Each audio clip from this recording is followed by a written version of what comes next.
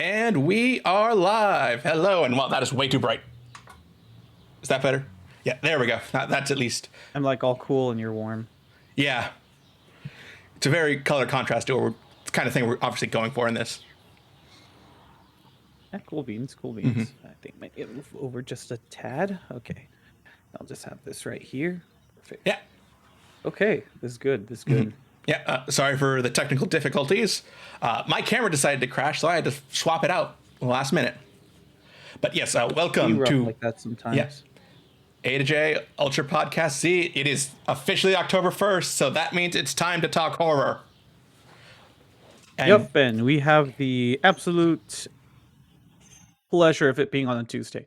So that means we get 5 weeks of horror talk, assuming Manuel doesn't randomly cancel one more week. I also have an episode right before Halloween this year, or no? 29th. So.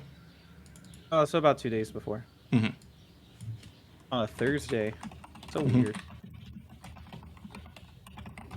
But yes, we are going to kick that off. But we are going to kick off October talking about all things scary with probably the most popular scary media, scary movies. So, yeah. As the quote goes, do you like scary movies? What's your favorite scary movie? I think that's the quote. Okay. But yeah, no, I enjoy scary movies. I feel like I should make a 1-minute review of a bunch of scary movies as a challenge this year and just post them on my, what's it called, social medias and see what people think of them. Oh, I was about to go check my phone for which scary movies I've watched, and I realized it's right there at my camera. But yeah, that's good. Yeah. What are kind of your favorite scary movies to kind of get an idea of the kind of like horror movies we like? It depends. I like to say that I'm in phases about when I like certain horror movies. So I like to say that when I was an edgy teenager, I just want to watch all the slasher flicks. But that was also because Freddy vs. Jason came out like around the time I was in 7th grade. So it's like, yeah, I'm down. I want to, watch all of them. And then there was a certain time where like I was just watching like whatever was like the newest horror movie, just like in between other new releases. And then hanging out with a group that I used to stream with, there was a lot of older movies that we ended up watching, but that was also because some of those were like public domain related stuff, so they wanted to see if we could stream some. And then afterwards, there were more classic related ones because they were very like cinephile-y. So it was like, okay. And then now I like to say it's just kind of every now and then I end up watching a horror movie, and hopefully it ends up having something really like cool to say. Kind of like how Smile, I think, is like the only thing that saves Smile is that it's about trauma, because it's genuinely showing how people treat you when you have gone through a traumatic event, and sometimes just wanting to like get to like a form where people think that you're normal is like really rough. People literally see you a different way, even though it's all going like, it's treating the protagonist to the horror equivalent of seeing the little dancing frog and being like, I see the dancing frog. And it's like, we don't believe you. And that's not really the point of it, because that would be Looney Tunes shit. And the only horror movie that's Looney Tunes shit is Drag Me to Hell. Drag Me to Hell is a very Looney Tunesy movie. It's a Sam Raimi movie. Yeah, but it's very Looney Tunes Sam Raimi. Sam Raimi has a vibe, but that one feels very like there is a anvil conveniently hanging inside of a storage shed, like it's ready to be used. Oh, okay, that is very Looney Tunes. That's Acme stuff right there. So like, and then like I saw what's it called? What's that one with the doll? Megan. I saw Megan. Wait, sorry, the robot doll or the little possessed doll in the Conjuring verse? Oh no, the robot one. The robot. Okay, one. that's Mithrigan. Weird dance. Yeah, it's a weird dance in the middle of the movie, and I'm just like, yeah. Apparently, it's about grief. Like more than anything, it's about grief, and it's just kind of funny because we don't really communicate properly as to how we deal with grief. Because at first I just thought, yeah, it's a killer doll movie. I mean, how is this going to be different than Chucky? How is this going to be different than Annabelle?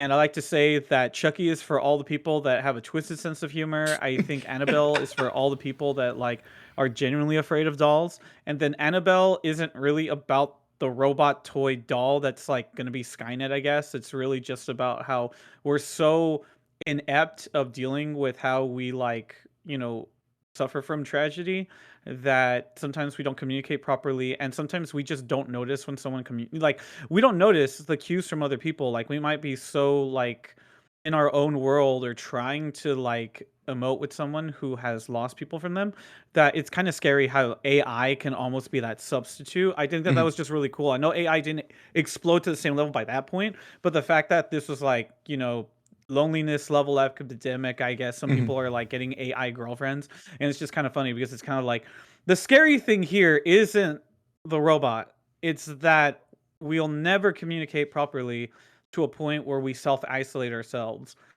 And I guess that would be bad if someone's like 3D printed anime waifu with an AI decides that it's gonna be like, no, stay a neat. I'll take care of everything. I will murder those that believe I am a problem because I'm doing a better job of keeping you happy. I think that's either the sequel or the horror reboot of Smart House. Oh shit, it kind of can be. Hey, if only there was a certain someone here to talk about Disney related stuff that's very like niche also. I'm just saying, JD, you have the floor. Go for it. Yes. There is Yeah. not someone else that Yeah. will Sorry. tell us about how he was attracted to. I'm interrupting you. I'm interrupting you. I'm sorry, but we don't have for right now. Someone tell me about how they found the live action equivalent of Leela from the what's it called? Futurama. Futurama, to be like that woman, that robot hologram wife was so hot. Okay. I'm not gonna lie. Like as an older person now, she is kind of attractive. Like the actress playing her is kind of attractive, and she is the voice of Leela. So Mhm. yeah, I'm not gonna lie. But yeah, actually, I think something like Megan, which I haven't seen, but like I've kind of read about, is more about, hey, don't let the iPad raise your kids, even if they're, and kind I of take think that that's a responsibility if you better. take I kids on. think you just said what I said. Yeah. Shorter and better. Do not let the iPad raise your kids. Yeah, but like I said, I think you pitched a pretty good sequel idea. So, if you need an idea, he's here. He can write, I'm sure. But yeah, I'm still relatively new to, I think, horror in general. Like I did an entire Horror-tober last October where I went through, I think, 32 different horror movies because I watched two in one night because my sister said, I don't care that you watched a movie on UPZ. We're watching something else tonight as well. So it was a very wide kind of like gamut I ran of the movies I watched. Like I watched a couple Nightmare on Elm Street movies. I watched Rink, which is one, I think it's trying to be a very experimental horror movie, but it's about a 30-minute good movie stretched out to about 90 minutes, and the rest is just kind of lulling you into that weird dreamlike state, and then just like a shock a second. Like 30 minutes, I probably was a great horror movie. Go watch it. 90 minutes is like, Sounds like go ahead. you said extend it by 90 minutes. No, It it's extended sounds to like about 90 minutes. Okay, because it reminds me of the videos of the German coffee advertised stuff, because all of those videos were meant to be like kind of boring for about 30 seconds, and then all of a sudden you get the jump scare of a lifetime, and then it's followed by, yeah, our German coffee does that to you. You're just like you're just like inactive and everything, and then boom, you take this coffee, and it's like a fucking horror monster screaming in your face. You're more alert than anything, ready to take on the day. I'm pretty sure that won't lead to heart problems. That was also at a time where the energy drinks were like still super bad, so maybe some people were like, "Yeah, take this coffee with like probably 700 shots." And the whole can is literally just 700 shots. Forget about the coffee. Yeah. Like, yeah, so that's my thoughts on Rink going on. I also watched some older movies. I watched, was it the original version of The Thing. I can't remember The Thing from Another World. That's what it's called, but it's better known for being remade by John Carpenter into The Thing. I watched the original movie of it, which is That's a good remake. yeah. Just going off the original, I don't think it could be. I don't want to say it's a terrible movie. It's just a very boring one, and it doesn't even have like the things shape shifting powers like this on display in it. It's just like guy in a suit kind of moving around, which you think would have, like they say would have been too hard. I was like, how hard would it have been to have it like grab guy, pull him off screen, guy walks back on screen, but you show like some weird effect to say, oh, he's the monster now. So it's like, I don't know, maybe they were on a tight schedule and couldn't figure it out. Practical effects, Yeah. but it can be tough sometimes. Yeah, watch other like classics of the genre. Got more into watching Halloween. Watched The Exorcist for the first time, which was interesting. Like, we're on 40, 50 years of The Exorcist now. And obviously at the time it was a very shocking movie. Now it's kind of laughable. I can still kind of respect what it's going for. I think I spent I didn't watch The Exorcist at first, especially when I was like in middle school. Everyone genuinely said it was like the scariest thing ever. And I think that there's just a problem because growing up Mexican, there's like there's a very like different vibe when there's like the whole Catholic feel as to what it deems to be like genuinely scary, as well as also seeing some like more Spanish cinema. You really get a vibe for like things hit different. They're scarier to people in different ways. But I think the reason that by the time I finally got to The Exorcist, I watched it, I'll say the same thing. It's like I respect what it's going for. The problem though is that while I avoided watching it, everyone memed it into the ground in other areas. Like even watching kids' cartoons references The Exorcist so much. There was just no way. Like I saw it before the Shrek Halloween special with Shrek and Pinocchio. I think I just respected watching afterwards because I could see that they actually bothered to like dissect the last like 45 minutes into the movie into about a 15-minute skit. The only part no one's memed is like the part where they're like in the Middle East where they uncovered the artifacts that would lead to it. And I'm just kind of surprised no one ever brings that up in anything. Like no one ever brings that particular point up in like other like of The Exorcist, but genuinely I'm just kind of like, I'm sorry, by the time I got to it, it was like the middest thing ever. I genuinely was like, so there's a horror possessed girl, what's the scary thing? She is possessed, I mean possessed by Satan, but it's more technical, but possessed by Satan, you know, it's like, and I was just kind of like, hey Manuel, if you'd like to come usurp this host position for me, I will very gladly give it up to you. But yeah, the thing about The Exorcist and like being memed all the way and back is that I didn't realize that some of the things that were like riffs on it were using actual lines. Like when I watch it, like I think it was an AVGN parody. I don't remember which horror episode it was, but it's like someone like is possessed and says, "Your mother is in hell." It's like, oh, and then I watch the movie. Oh, that's an actual line. I thought he was just using his usual crass humor in that line, but no, it's a straight line from the movie. And now you can't help but chuckle because 2000s post 2000s like comedy just like ruins the tone with that, you know. It's again, I think it's more a religious reason as to why it would be scary, and then for any IRL stuff it just happens to have one of the most horrific like BTS like stuff. I'm like, just if you just told me about the movie and just hearing about like the background stuff without having seen the movie, I probably would have just been like, yeah, that seems rather scary that all this tragedy kind of befell the cast almost as if it were cursed. And it's just kind of funny because it's just kind of like, yeah, it was kind of mid. I don't know. I think the stories behind it sound scarier than the actual production. Or maybe stories of the production sound scarier than the product. Maybe. Yeah, I think I get what you're going for. Yeah. And then Manuel, I'm killing time in the chat instead of being on at moment, I guess. Yeah, like I said, if he called in, I would drop out and let him host because I think he has a much wider horror knowledge than I do. But yeah, then I wrapped it up like with a few more classics. Like I saw the original Dracula, yeah, I think it's the original Dracula movie with Bela Lugosi. And yeah, Mhm. from the 1930s, it wasn't going to hold up by I think any standards today. But Bela Lugosi definitely has that charm. You can see why he became like the template for most other people's Draculas. Makes sense. And then speaking of Sam Raimi, during that I saw Evil Dead 2 because I'd already seen Evil Dead like 13 years before that. It'd been a long time since I'd seen the first Evil Dead, but I remembered watching it. And then Army of Darkness the day before Halloween.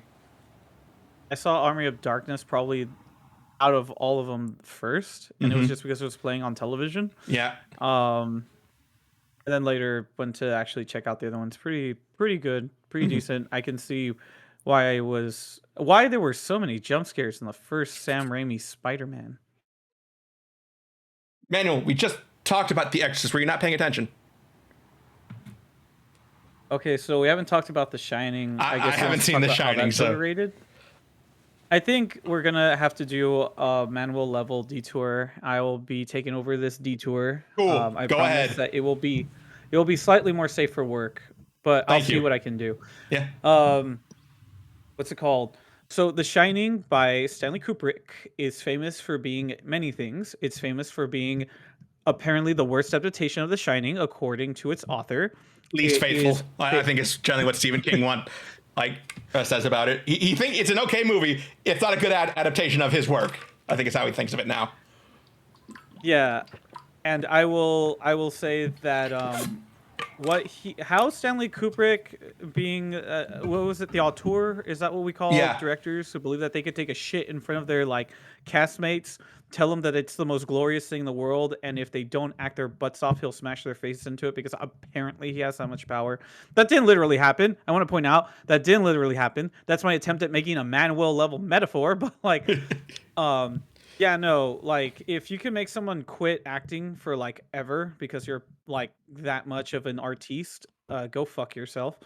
And as well as probably having a very unique like I guess a very unique eye because there's a very specific thing that you deal with in than when you deal with writing a book. There's a separate version of The Shining that exists that was approved by Stephen King, in which case it's even called Stephen King's The Shining. Mm. But there's a problem between somebody who knows how to write and someone who knows how to like make a movie make you feel uncomfortable as hell. So Stanley Kubrick does really good. Like hands down, the least faithful. I totally find The Shining OG to just be the better of like the adaptations. I mean, Stephen King is just very weird. I don't know why people say let's make Hallmark things. He's barely lucky the first It is even remembered the way that it's remembered because hands down the new It, at least the first half is good because I mean, the second half sucks. The second half genuinely sucks in book, and it sucks also in adaptation. No one can make a good version of It Part 2 because It Part 2 is garbage. I kind of feel that it kind of just peaks with the first half, and I would say best adaptation is the movie that we saw like in 2018 or something like that. Probably just hands down the best take that we have of like the first book of It, even though I still believe that Tim Curry is probably just a more iconic looking Pennywise Hmm. than new Pennywise. Not saying anything bad again. And scarred. It's just that nightmare fuel you can really see in just the practical effect and display of the Pennywise clown. If anything, Stephen King's really lucky that Tim Curry makes that like safer television actually feel like scary. Um, but going back to The Shining, Shining is definitely the type of movie where if you watch it with people, you will say, "What the fuck?" It definitely has the visual flair to make you feel like claustrophobic, and other Hmm. times just very concerned. Very much the ick. Certain scenes that I didn't even know why he would put them in them outside of the just being weird. I'm looking at the rabbit with the guy giving it a in the scene, or I'm remembering it backwards. But genuinely, I just remember just how weird it is. The crazy ass woman in the goddamn shower is like I don't know. It was like the type of thing where when I saw 13 Ghosts, I thought seeing the fourth lady or the fourth ghost would be just genuinely scary because she slashed to hell and back, and then just being like, "Oh, I think I know where the inspiration came from it," because like watching The Shining much later, I was like, "Oh God, oh my, oh my God!" Like just it's yeah, I'll just say that Stanley Cooper is a piece of shit. He turned out a good product. It sucks kind of saying that, but like yeah, it's like one of those things where I feel kind of conflicted on it. But however, what I find really funny is that I have a friend who does not want to watch any horror movies, and one day we wanted to have me and a friend, his name's AJ. We wanted our friend Connor to watch Doctor Sleep. Hmm. And he said, "No, I do not watch horror movies. I will not watch Doctor Sleep." But he definitely lost out because Doctor Sleep is not a horror movie. Doctor Sleep feels like a Stephen King written book that does follow up Shining, except it is not horror. It is the most live action anime thing I have ever seen in my life. And what's cool is that this movie rectifies. No, it does just rectify. You know how you have Loki saying, like, I mean, in the show Loki, where they're like, I have to keep the sacred timeline so that we don't keep everything from splitting. I want to say that Doctor Sleep is the opposite. It's like all the timelines just like converge together into Doctor Sleep in the best way possible because it's got all the elements of horror, but it kind of feels like what Resident Evil 4 did to Resident Evil in general. It was like, this is the action movie. You have our protagonist. He is no longer just any kid who's looks really damn close to the original actor, as well as a mom who also looks really damn close to the original actress. No, now you have Ian. Wait, who was Obi-Wan Kenobi? Oh, Ewan McGregor. You say it again? Ewan McGregor. Ewan McGregor. Yeah, I was gonna say the wrong name. So we have Ewan McGregor as our now kind of like mentor role, like psychic expert, and he has to now teach a new person who also has the shining powers to fight an evil witch who, I mean, Wait, I thought they were vampires. granted, it's literally what's that thing that's a terrible Jewish stereotype? Which one? You know, where a witch like eats from the youth to stay like young Oh, forever or something like that. blood libel, I think is the term. I think it is that. I just want to point out that the director is not a piece of shit. The director is actually really cool. His name is I'll look it up. Keep going. what's his, what's his name? Hot take, but Stephen King movies aren't scary. I will agree. It's not that the scary and King. It's not themselves that they're scary. I think it's generally the director does something to make you fear the dog that is Cucho. To make you fear what's it called, Pennywise, to make you fear a 16 railer truck as it goes so fast that it obliterates a child off of the road. Yeah, Like, Maximum Overdrive was also on the list of movies I watched last year. I was going to talk about it as soon as you were done. um, but yeah, what's it called? Mike Flanagan is the director's name. There we go. Mike Flanagan is he's a really good director. I got to meet him in person during the strikes that were occurring, the actor strikes and whatnot. Um, no, he's a really cool director. I just want to point out that the villain of the story, full-heartedly just a villain, happens to be following in that particular type of fear thing. So I just want to point out, I know that the fear of the Jewish crazy cabal thing is what spawned one of these like witch like horror story things, but I want to point out that it doesn't really feel like it. Just genuinely feels like this is just being used for our villain only, and the fear that comes from them is only in the concept of them being able to like kill people, and of course this being that they're literally killing kids who have shining powers so that they can stay alive for like forever. So now it's literally just a new psychic kid who is like you know how Rey is like really powerful in Star Wars. Okay, which one? Okay, so you know how Rey was just decided to be powerful before we said she was like Palpatine's like daughter or something, Granddaughter, and I think technically. Felt like, yeah, it kind of felt like, you know, if there's ever a time where like there's a imbalance of power, the Force can just like shit out a kid with like powers that are like unrivaled. That's what this feels like, but it sticks to it. It's not like there's a surprise reveal about it. It's just now there's a new kid that happens to have powers that are very like different than what we've seen before, and it's kind of necessary because like our main character just is like barely getting by with like later in life he hasn't committed to time the same way that these horrible monsters use their powers for evil. So now it's like the two of them teaming up to like fight this evil group of them, and I kid you not, it's like the most anime thing ever. It is like not horror. It maybe has elements of horror, but it's not driven by jump scares or like scary visuals. Everything here is like very much what you would see in an anime. In fact, I actually got so hype when it ended up going back to the house that if you have seen the original version, or not the original version, if you've seen the Stephen King version, that house should not be standing. However, this is taking it from the Stanley Kubrick universe visually, so that house is still there. However, it uses the plot points from the end of Shining OG book to write the ending for it, so it's just kind of like, oh, those are the elements from that movie, and then they're being sprinkled over here, and then certain things from the books that were in either of the two things are also here too. It's actually pretty like gnarly the way that it's wrapped up together, and it's just yeah, Mike Flanagan is definitely an anime guy. Apparently, they also teamed up with Ruby Hardcore because this girl's room is literally nothing but a big ass Rooster Teeth promotion. It was like, bruh, who is this guy? And so, yeah, Yeah.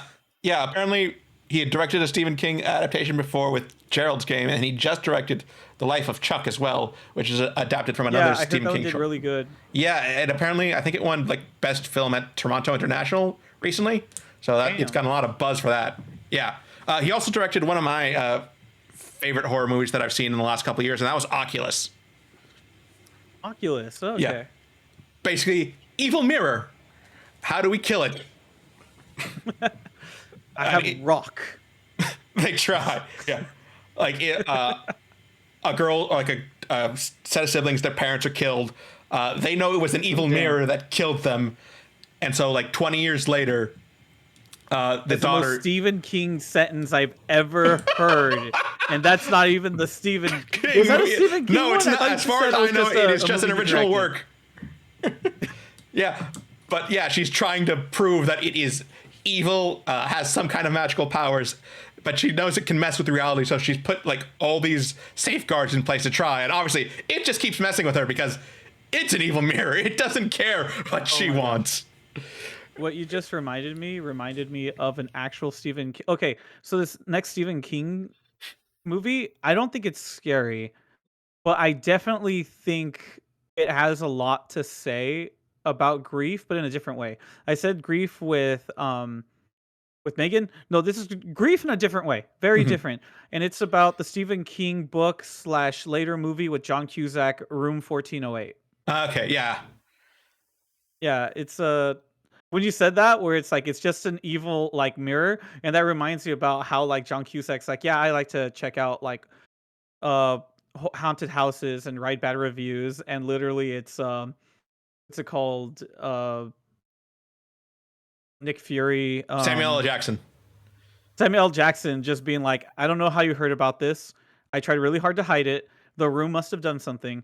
And it's just kind of like, oh yeah, it's The Room. It's all this stuff. So tell me the truth. What's going on? He says, it's an evil fucking room. Yeah. Yeah, basically that, but it's just one mirror. One very evil mirror. It's both are Tsukuyomi for the Naruto fan. Yeah. It will twist your perception of reality. It'll make you think things are there that aren't. Make you think like reality is completely different. And it's just brutal. And it stars Karen Gillan. And I just love her. So getting to see her in a horror movie that was really good, was really nice.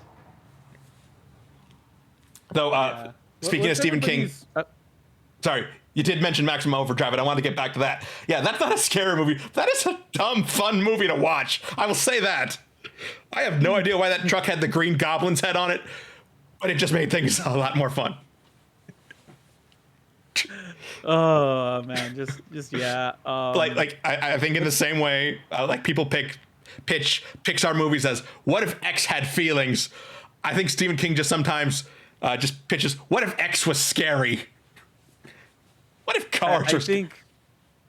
I think he like creatively exhausted himself with like the Dark Tower series and The Stand, Mhm. because I genuinely feel that there's like a different approach to how he wanted to make horror movies horror stories after that. The only thing that he didn't lose was his weird fetish for over describing some shit.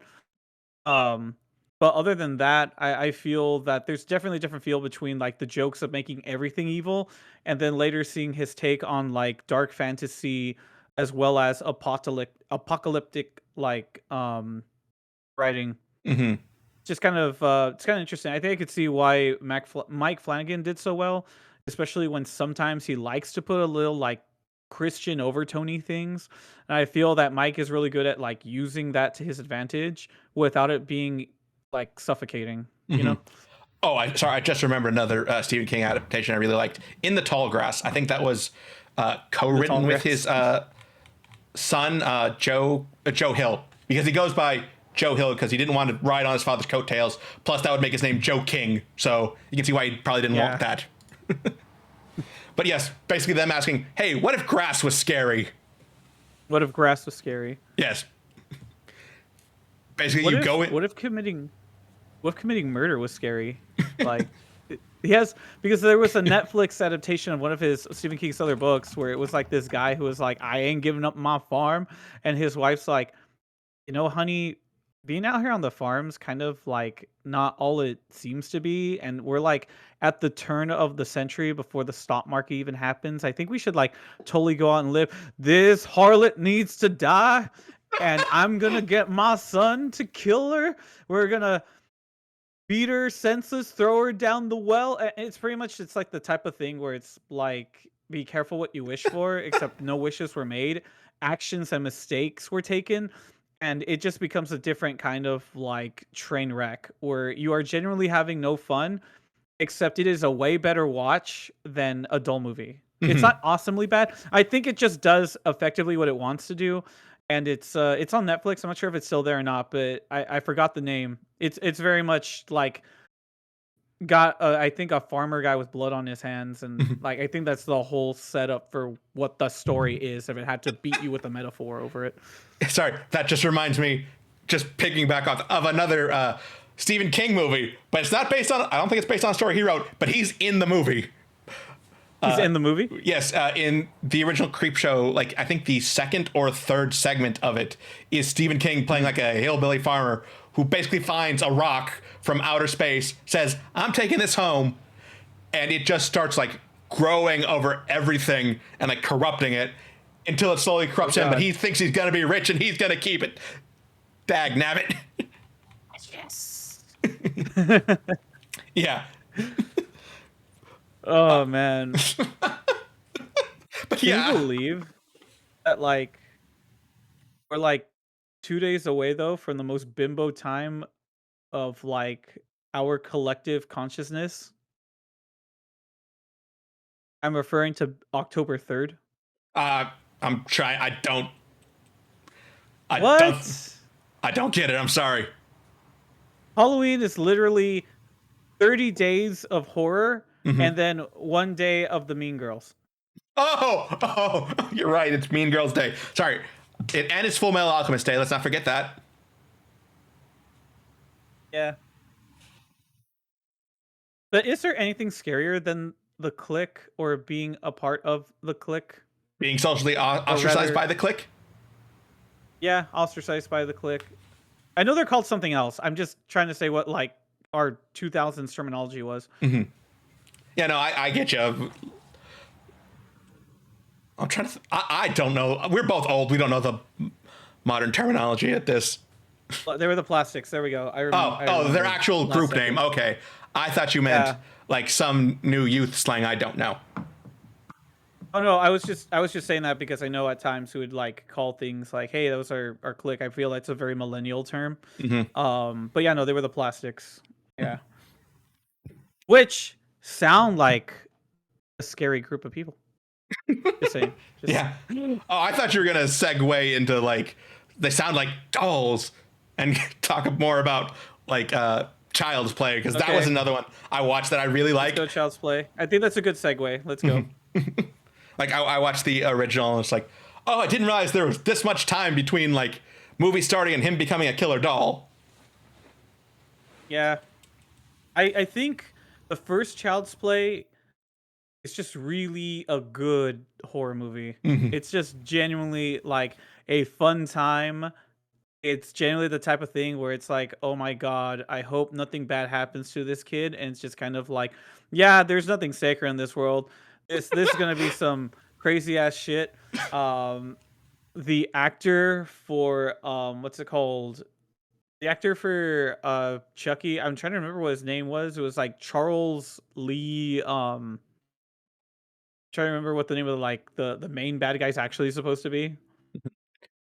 Um, but Sorry, like, I'm looking yeah, up. no, Keep going. yeah, but like, I mean, credit where it's due. Before like the whole voice acting related stuff, like that is definitely the type of voice that you give to someone to have them have absolute chills over something like an evil ass doll. And yeah, I avoid watching Child's Play because as a kid, I was genuinely horrified of Chucky. I like hadn't even seen Chucky before, but you know what was at places? That uncanny valley ass doll being everywhere, and that scared the fuck out of me as a kid. And I was like, I don't want to watch that. That looks scary.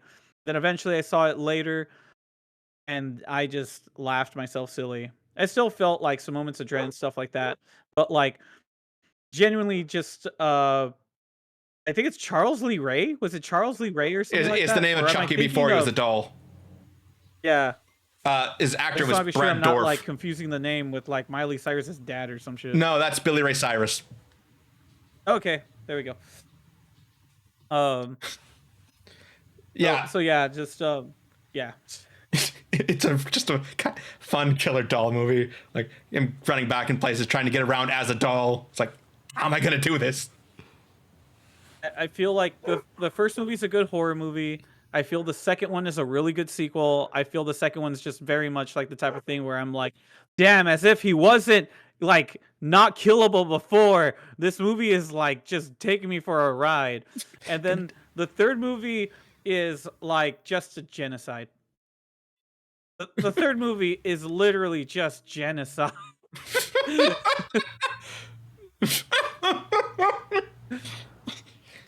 Oh, I'm sorry, it's not a laughing thing, but the way you describe it is so over the top.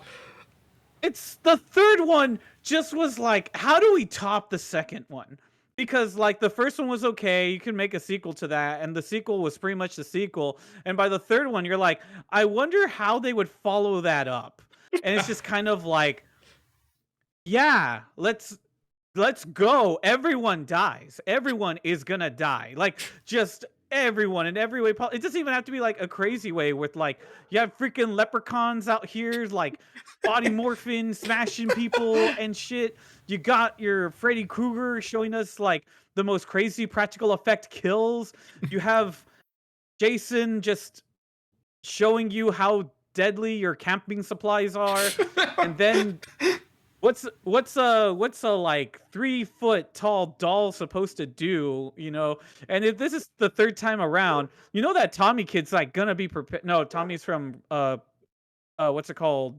Friday the 13th, not Tommy. But you know, this little kid right here is gonna be fully prepared to deal with it, even if he's older. What are we gonna do instead? All right, let's just make sure that kid's not even the target anymore. But let's go widespread. Let's kill everything in sight. No one is safe. No age demographic this time. It is absolutely like crazy. Oh, you know what hasn't been used yet? Military stuff was used on Jason. What if we have a doll use military stuff too? Oh yeah, and the kid's name is What Andy. Andy. Ah, Toy Story. Toy Story. Were you paying attention? Oh, sorry, you're right. Here's the name of the kid from the first Toy Stories. Don't name your kid Andy. Damn. His toys will just come to life. Hopefully they won't kill him. Hopefully they won't. I should ask any friend named Andy if they ever had like living toys or some shit.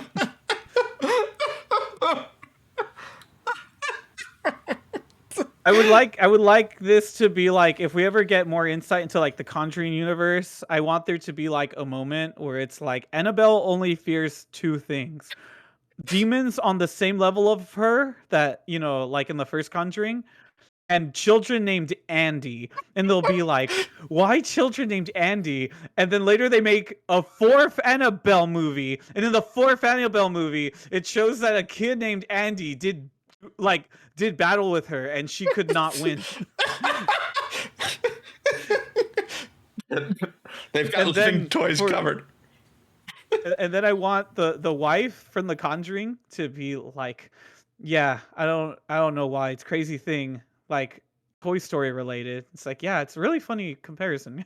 Like, I want to be self-aware. Like, I generally want it to be kind of like, yeah, apparently that's canon.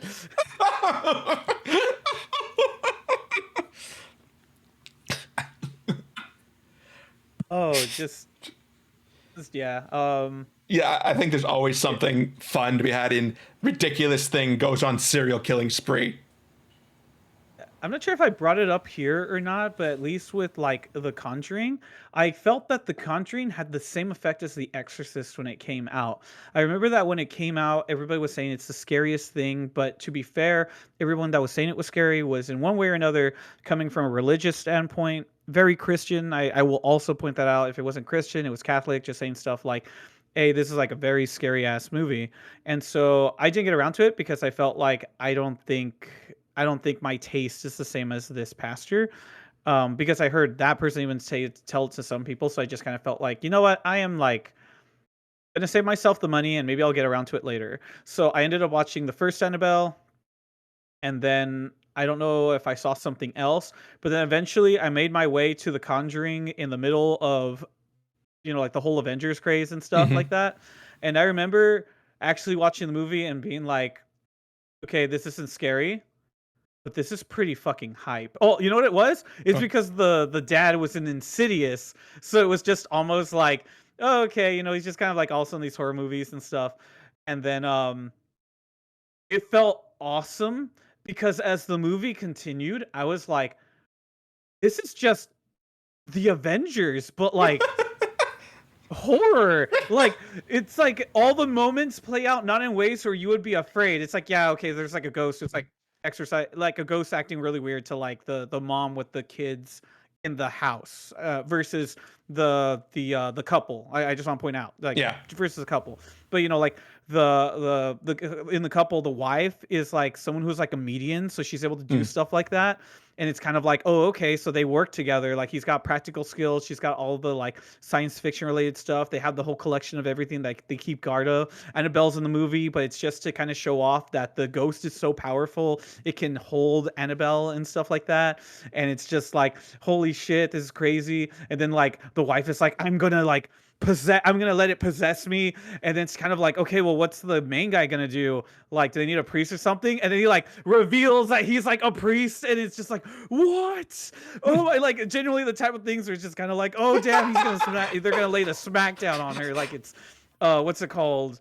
Like if they had Tony Stark like pinned, and now it's like the both of them beating on him like it's Steve Rogers and the Bucky Winter Barnes. Soldier. And I'm just like, yeah, this movie's not scary. But like watching that was pretty fucking hype. I was like watching it later. I'm like, okay, Yes. I'm like, Sorry, I'm glad sorry. I watched some stuff. What's happened? I said Bucky Barnes, and that just is my sister's activation word when she hears that. And so she, Bucky Barnes. yeah, those are her Winter Soldier activation words. Sorry, he was talking about two people beating one thing up, and he was comparing it to the end of Civil War. Yeah, yeah. Sorry, yeah. Had to explain what was going on to my sister. But yeah, no, I was thinking of that's a secret ghost. I'm always holy. Pulls out the cross and.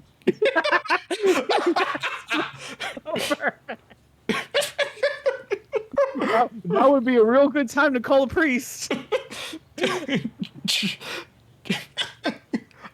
Actually, I have not seen any of those except for I think the movie that was originally in continuity then got kicked out of it for whatever reason, which was The Curse of La Llorona, which was not which was not a good movie, not a scary movie, but I think it means that Linda Cardellini technically has the highest box office worldwide gross of anyone ever, just because she had one scene in Avengers Endgame, which came out that weekend, and she was the star of La Llorona, which was second place that weekend. So put them together, technically the highest grossing star in the world.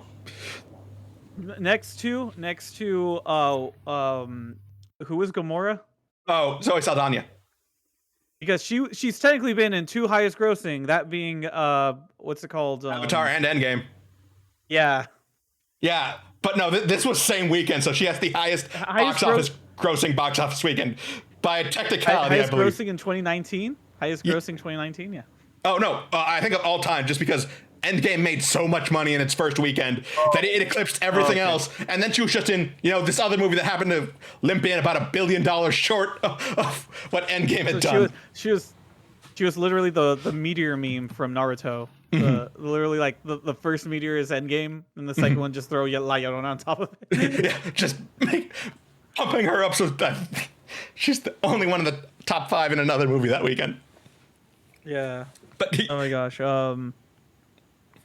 Yeah. No, I like how none of these, like, the only one I brought up that scared me was only because, like, I hadn't even seen the movie yet, but it was just Chucky. Like, that was the one that, like, apparently made me, like, scared. Was there any movie that you watched that, like, actually made you, like, afraid, or, like, has that even actually happened? Ooh, that's I definitely feel some vicarious fear, just for the people in the movies. Not for myself as much, like even as much as I talked about Skinamarink and how I didn't really care for it. It did unnerve me for a good while, just sitting there in the darkness, like wondering, is something out there going to get me? So I guess it technically worked, even if it wasn't that entertaining.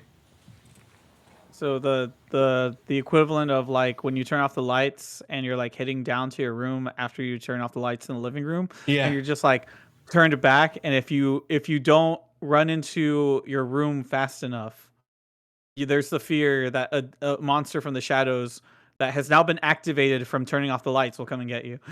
Yeah.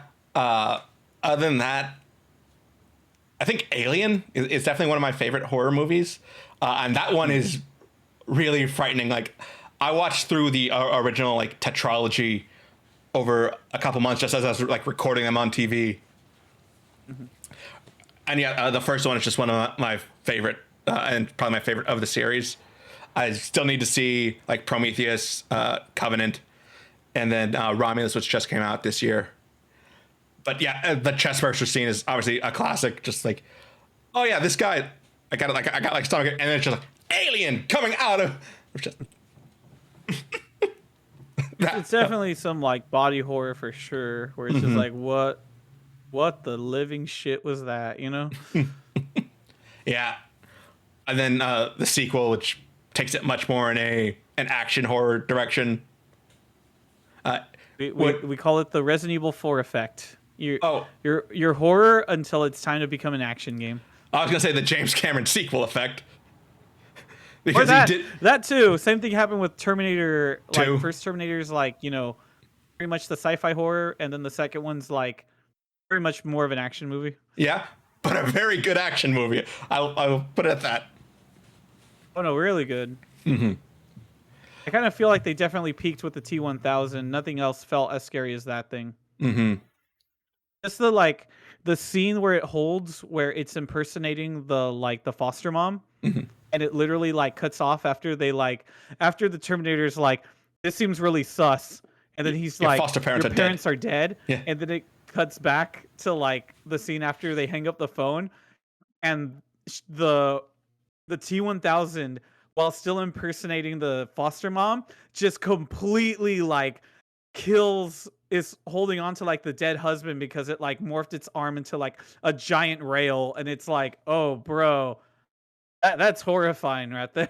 Yeah, actually, I need to see that scene played, like, in so many memes now. Like, yeah, you don't see the end of it. You just see the, hey, ask your parent a question and then get a response that doesn't make sense. It's like, oh, your parents are dead.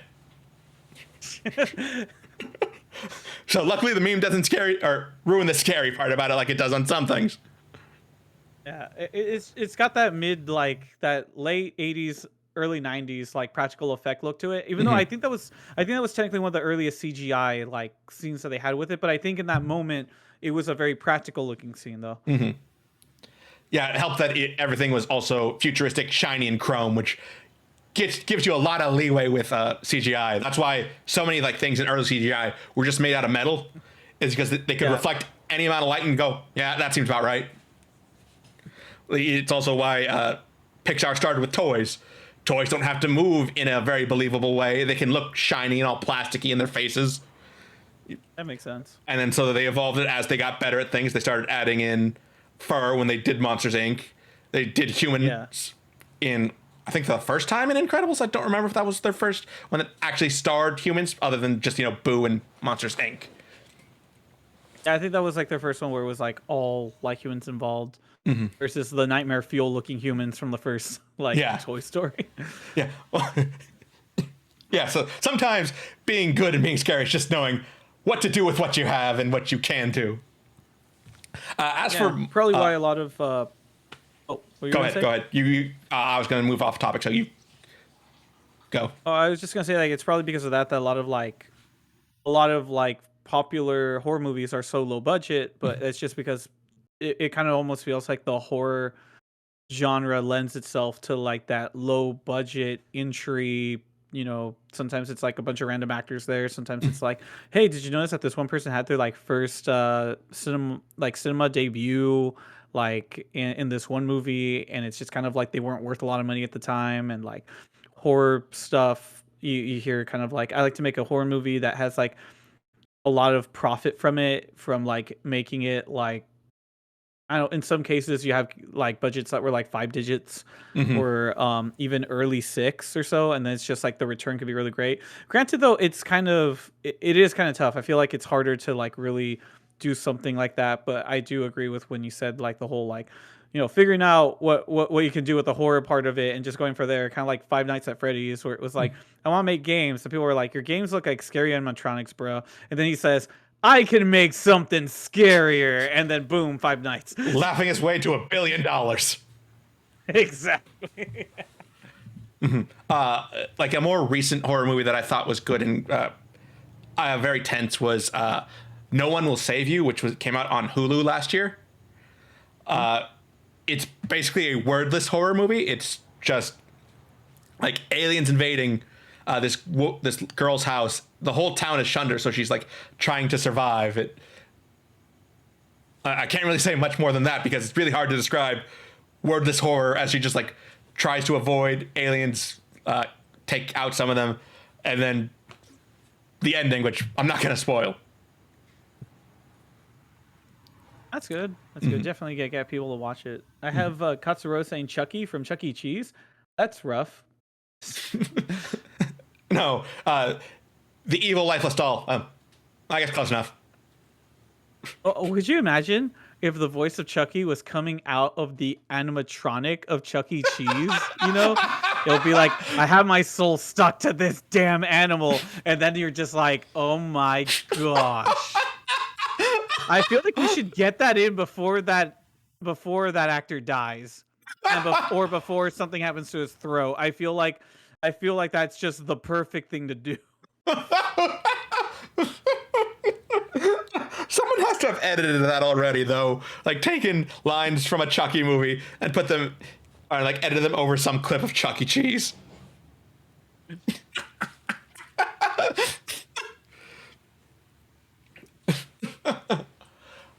Actually, and sometimes there are just movies that kind of skirt the horror a bit. Like, I know HBO Max, or sorry, it's Max now. It's just Max.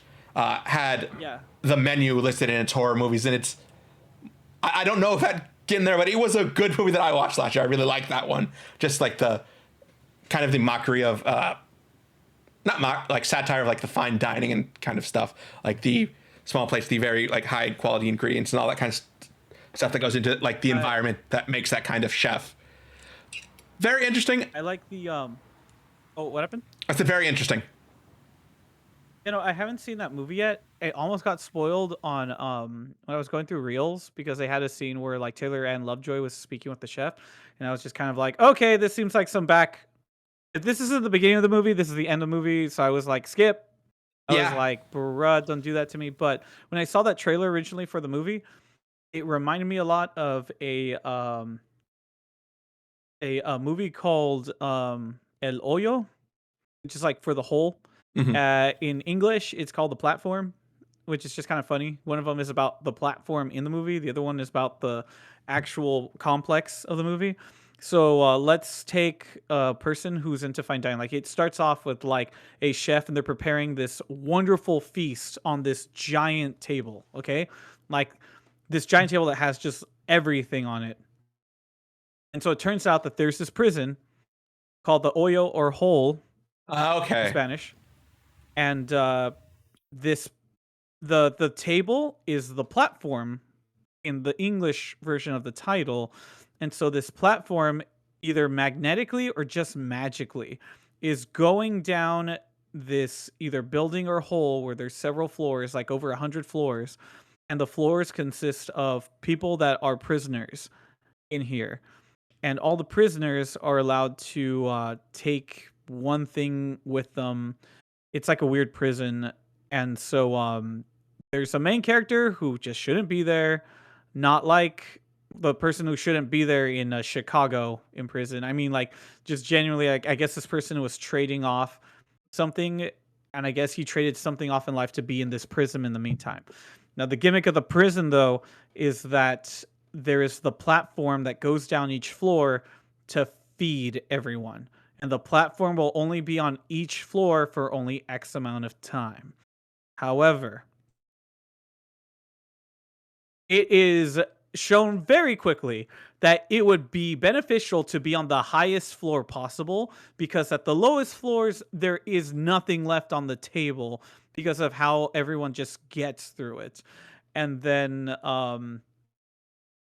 that's just kind of the whole concept of it. I think it's more of a whole classist issue about how trickle down economics doesn't really work, I think.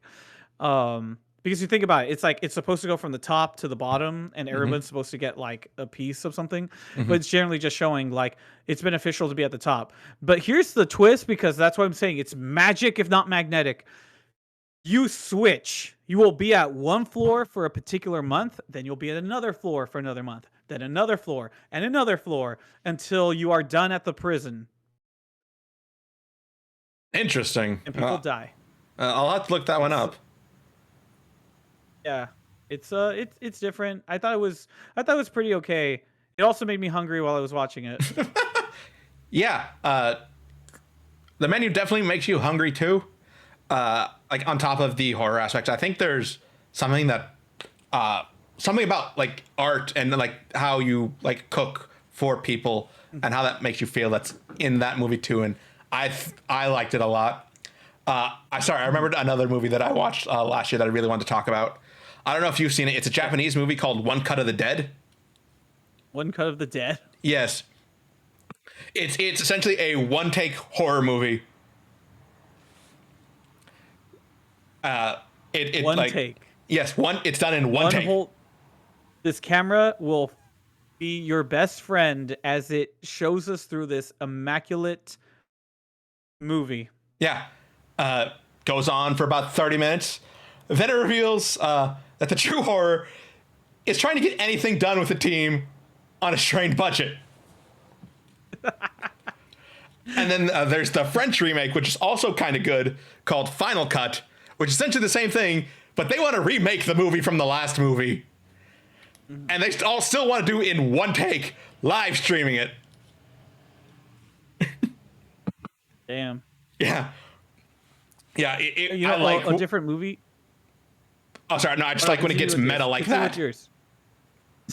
When it, when it's like, oh yeah, this movie did well. Let's remake that same way. Do it in one cut. I have when you say that, it reminds me of a different movie called Funny Games. It was, I think, the original version is German, and it's pretty much just a family goes to hang out, and of course, there's some crazy people that show up and make their lives hell.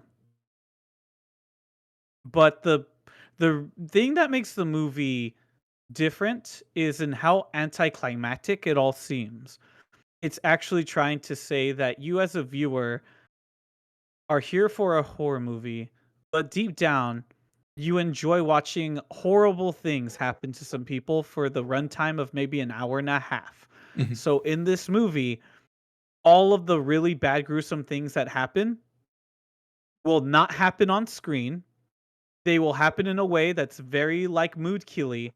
And then when you are anticipating something to go in a way because you're like, I hate the speed of this movie and I hate our main bad guys. This movie will do everything in its power for you to feel like, what the hell am I watching? And to make it crazier, the same director made an American version, shot for shot remake with different actors. But Mhm. like, yeah. Interesting. Could you imagine being like, I'm gonna remake the same movie? Oh, what are you gonna do differently? Nothing. Are you sure? Like, okay, it's gonna be in English and I have different actors.